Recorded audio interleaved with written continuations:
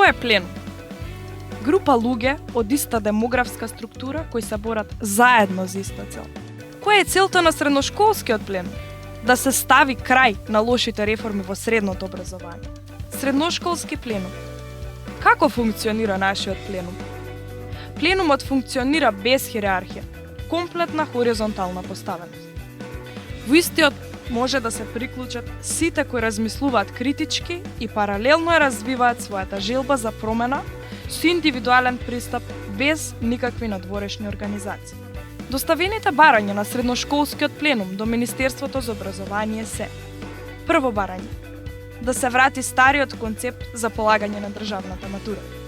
Предметите англиски јазик и математика да останат изборни, што подразбира математика да не е задолжителен предмет. Електронското тестирање да се отврли како учениците не би полагале 7 испита во рок од 14 дена. Еден ден електронски, еден ден писмен. Второ барање. Законот за екстерно тестирање да биде ставен во мирување. Овие барања не се разгледани. Затоа бојкотот ќе трае се додека представници од средношколскиот пленум не бидат повикани на средба во Министерството за образование. Зошто бојкот? Средношколските маршови кои опфатија цела Македонија и повиците за средба со министерот доставени на 10, 13 и 19 март не беа доволни за да се чуе нашиот глас. Ден пред последниот марш се состанаа неактивната унија на средношколци и Министерството каде не беа повикани представници од средношколскиот пленум.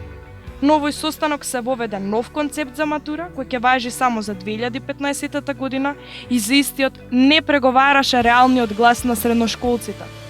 Според новововедениот концепт важи: ученици од општествено-хуманистичко подрачје имаат право на избор на екстерен предмет. Ученици од природно-математичко и јазично-уметничко подрачје немаат право на избор на екстерен предмет. Ова е поделба меѓу средношколците врз основа на најважното – правото на избор.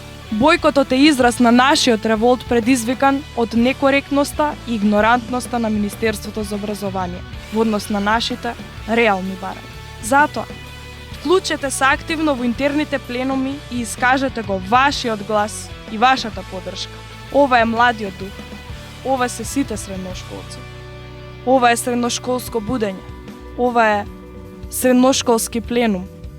И министре, до кога вака?